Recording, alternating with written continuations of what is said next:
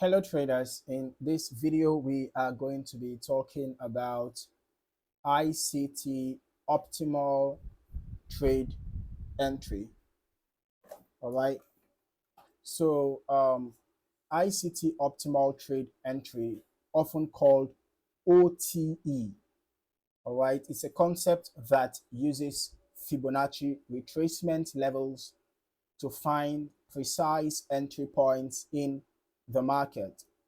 Okay, so the focus is usually on the range between 62% and 79% retracement levels. All right.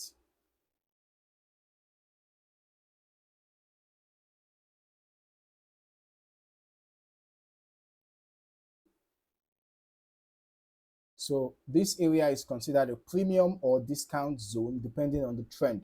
In an uptrend, traders look for price to pull back into this zone before buying. In a downtrend, of course, they look for price to retrace into this zone before selling. So the idea is to enter at a point where risk is lower and potential reward is higher. However, OTE is not used alone, right? Traders combine it with market structure, liquidity, and timing, such as trading during active sessions.